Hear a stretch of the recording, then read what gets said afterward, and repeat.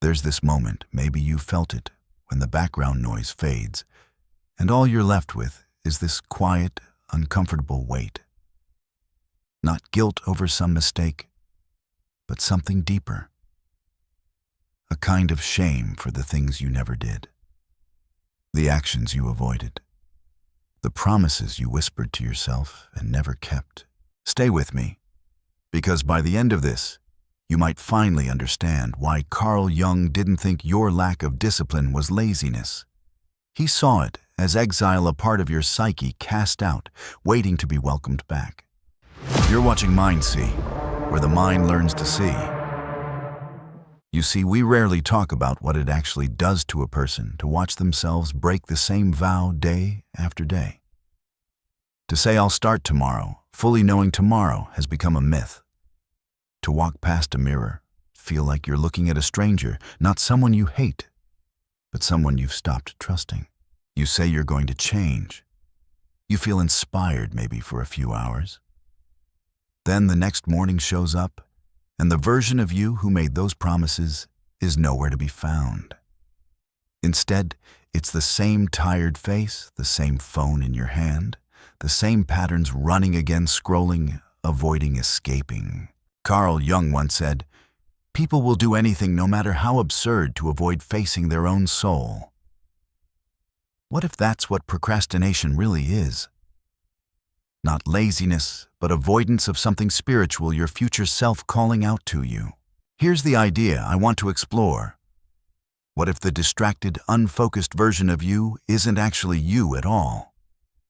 What if that's just a role you've practiced day in and day out? If that thought stirs something in, you keep listening. Don't click away. Because this space, this channel, is for the parts of you that rarely get spoken to. You've been told discipline is about trying harder. But what if it's not about effort at all? What if real discipline starts with how you see yourself? You'll never build discipline if you keep thinking of it as something outside of you, something you're chasing. Discipline at its core is identity. And the minute you stop believing you have to become disciplined, and instead see yourself as someone who is, everything starts to shift. That might sound strange, but Jung believed that most people never actually become who they are meant to be. Not because they don't want to, but because they remain disconnected from their own potential. They chase change like it's something out there, a better job, a new environment, some productivity hack, or another inspiring YouTube video. But you don't need more things. You need less. Less running, less numbing, less noise. What you actually need is responsibility, not to your boss, your family, or society, but to your becoming.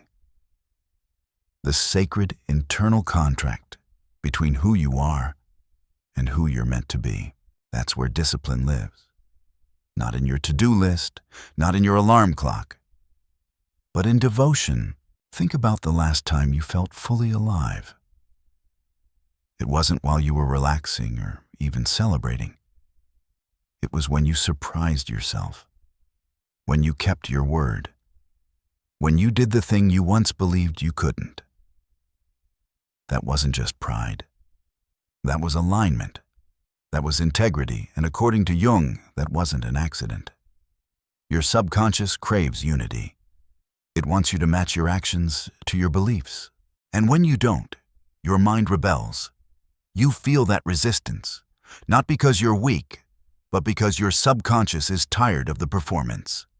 It's rejecting the version of you that pretends but doesn't follow through. This is what most people miss. Lack of discipline isn't your core issue. It's a symptom of being fragmented, torn in half. One part of you dreams, the other destroys. One part builds, the other vanishes. And each time you repeat that cycle, set a goal, break it, set a new one, you aren't just wasting time. You're deepening that fracture. Jung talked about this. He believed that the parts of ourselves we suppress don't disappear. They become our shadow, and yes, that includes not just the angry or sad parts, but also your ambition, your clarity, your inner power. That version of you that's focused, structured, resilient. He isn't gone.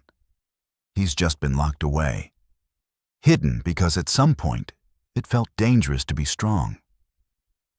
Maybe you were afraid of failing publicly, or maybe more quietly, you were afraid of becoming someone unstoppable because that meant taking full ownership of your life. No more excuses. No more hiding.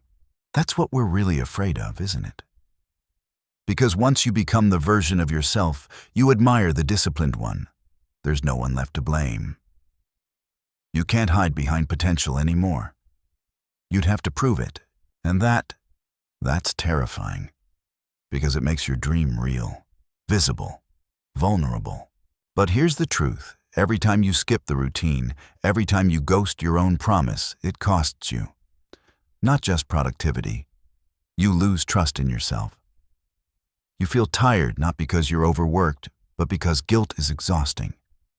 Because deep down, some part of you knows. This isn't who you're meant to be. So let me say something, and I don't want you to hear this with your ears. Hear it with your bones. Discipline is not a tool you add to your toolbox. It's your soul's defense system. It keeps you from decay. It shields you from becoming a man who achieves everything except himself. And if anything I've said so far has hit deep, drop a comment. Not for me, but because someone else reading might need to see that they're not alone in this. We're in this together. And this isn't about hype. It's about healing. Because somewhere along the line, before you lost momentum, before you got distracted, before you got burnt out, you wanted this. You wanted to become someone dependable, clear, steady, and that part of you, it never went away. It's still here, quiet but patient, waiting for you to come home. And we will. We will go back to that fire. We'll rebuild. But before we do, we need to understand what really broke. We need to look at the origin of this disconnection and what Jung's idea of archetypes can reveal about the identity you've been carrying that's been silently sabotaging every attempt at change. But that's in the next part. Ready when you are. Let's go deeper. You didn't wake up one day and decide to be undisciplined. This didn't happen because of one bad habit or one missed alarm. It happened gradually, slowly. 1,000 small betrayals, some from others, many from yourself. And over time, you began to absorb this silent story. I'm the kind of person who almost gets it together, who nearly follows through, who wants it but never quite gets there. That story, it's not you. It's a mask, a survival strategy, one that formed from moments you probably don't even consciously remember. Small wounds, subtle humiliations, quiet letdowns. Maybe you tried to show up early in life, followed a routine, started something, shared an idea, and someone tore it down, laughed at it, ignored it. Maybe your enthusiasm got mocked. Maybe your structure got punished. And over time, the part of you that wanted to lead, that wanted order, it stopped showing up. Because here's the painful irony. The part of you that craves discipline is also the most vulnerable. Structure requires belief. It requires you to believe in your own power. And if that belief was shattered early on, whether by others or by your own disappointment, then of course, that part of you went into hiding. Carl Jung had a name for this. He called it the repression of the noble archetypes, the inner king, the warrior, the architect. These are the psychological roles in all of us that want to build, to lead to create order and meaning. When they're active, we feel grounded. We keep our word. We focus. We execute. We trust ourselves. But when those archetypes are buried, we don't stop wanting them. We just start sabotaging every attempt to become them. Every time you try to start a new habit, a morning routine, a challenge, you're not starting from zero. You're confronting every internal ghost that ever said, you won't stick with it. You never finish.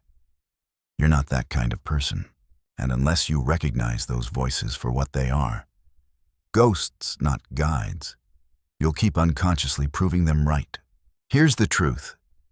Your outer struggles with consistency have less to do with strategy and more to do with identity. You can't outwork a belief system that tells you, "This isn't who I am." That belief will always pull you back. Jung said, until you make the unconscious conscious, it will direct your life, and you will call it fate. So let's make it conscious. Let's pull that story out of the shadows. Ask yourself this: can you remember the first time discipline was punished in you? The first time showing effort got you teased, or building something got you ignored, or standing up straight made you feel exposed. That's where the fracture began. Not from laziness, from pain. Pain disguised as laziness. Pain disguised as "I just don't feel motivated." Pain hiding under your endless cycle of trying, slipping, trying again. And here's the kicker: the disciplined part of you, the focused, structured, commanding version of you, he's not gone. He's just buried. He's been twisted by years of defeat and self-doubt. He doesn't speak loudly anymore. He lurks in silence. Not dead, just unclaimed. That's why change feels hard. Because you think you're just trying to build a new habit. But really, you're confronting a split identity. You're trying to act like someone you don't believe you are. And your psyche feels the contradiction. So it rebels. And suddenly, scrolling feels easier than building. Quitting feels safer than trying. You're not lazy. You're fragmented. One part of you wants to rise. Another part is still trying to keep you safe. Safe from failure. Safe from being judged. Safe from being abandoned. That second part. The lazy part. He's not your enemy. He's a protector. And until you speak to him not with anger, but with curiosity, you'll keep fighting yourself. Ask him, "What are you protecting me from?" I promise you, he has an answer. Maybe it's the memory of humiliation. Maybe it's the fear of being left behind. Maybe it's the terror of standing tall and failing publicly. But that lazy self isn't ruining your life. He's trying to protect it in the only way he knows how. And when you start to see that discipline becomes something sacred, not a grind, not a punishment, but a return, a reunion with the version of you who once believed it was possible to live on purpose. That's the core of what Jung meant when he spoke of integration, bringing the parts of you you've rejected back into alignment, reclaiming the king, reclaiming the builder, reclaiming the version of you who once had clarity, direction, calm. Because real discipline doesn't come from beating yourself up. It comes from remembering who you are. And when you start living that way, not as a performance, not for approval, but as a declaration, something shifts. You stop looking for motivation. You start acting like a man who's already decided. That's the shift. From wishing to declaring. You begin to walk with weight. Not arrogance, not loudness, but with a quiet strength. You begin organizing your space, not for show, but because your internal hierarchy has been restored. You begin showing up not for dopamine, but because this is simply what you do now. That's what discipline really is: psychological architecture. The external expression of internal order. And when you lack it, you don't just lose time. You lose yourself. And that's why so many men feel shame even when no one is watching. Not because of what they did, but because of who they're afraid they're becoming. You don't need more hustle. You need to come home, to return to your own throne, the king archetype in you. He's still waiting. He doesn't want to dominate. He wants to stabilize. And that's where the real transformation begins. Let's finish this journey. You've heard this before: just stay disciplined. But no one tells you what that really means. No one tells you that discipline is not about waking up at 5 a.m. or checking off boxes. It's about restoring alignment. About remembering that you're not building habits, you're rebuilding yourself. That's why it feels so heavy. Because it is. You're not just changing routines. You're laying to rest the version of you who couldn't keep his word. Not out of shame, but with honor. Because that version of you, he was doing the best he could with what he knew. He kept you safe. He got you here. But now, his time is done. This next version of you, he's not born from motivation. He's born from grief. Because becoming the man you were meant to be means letting the old one die. The one who stalled, the one who made excuses, the one who kept saying someday. You have to bury him. Not because he was wrong, but because you're done needing him. And when you let him go, truly grieve him, forgive him, you free up the energy you've been wasting pretending to be someone smaller than you are. That energy, you'll use it to build. Build mornings that begin with clarity, not chaos. Build habits that root you even when your emotions don't. Build rhythms that bring structure, not restriction, because order isn't a trap. It's your armor. And in a world that's spinning faster and faster, where chaos is one click away, the man who builds internal peace becomes rare, valuable, respected. He becomes unshakable. That's the path you're walking now. And it doesn't start next Monday. Doesn't wait for another breakdown. It starts now. This moment, this breath, this heartbeat. This is your initiation. You don't need more time. You don't need more proof. You just need to decide. Because here's what most people never understand. Every time you ignore your schedule, every time you prioritize comfort over growth, every time you reach for distraction instead of direction, you're not just wasting time. You're being shaped by the time you waste. Carl Jung said, "You are what you do not, what you say you'll do." That line should haunt you. Not to shame you, but to wake you. To remind you that identity isn't built on dreams. It's built on patterns. So what are yours? What do your actions say about who you believe you are? Because you can't fake this. You're already proving something to yourself every single day, even when no one's watching, especially then. And one day, maybe 10 years from now, you'll look in the mirror and realize you became someone. The only question is, was it who you were meant to be? Too many people drift. They delay. They soften their edges because sharpness makes others uncomfortable. But you weren't born to blend in. You were born to build, to walk into the room and bring order. Not with volume, not with performance, but with presence. And that presence, that grounded energy, it costs. It costs you comfort. It costs you distraction. It costs the version of you that would rather scroll than serve. But the reward is peace. The kind of peace that comes when you no longer have to prove anything because your life is the proof. Your actions are the evidence. Your days echo who you've decided to become.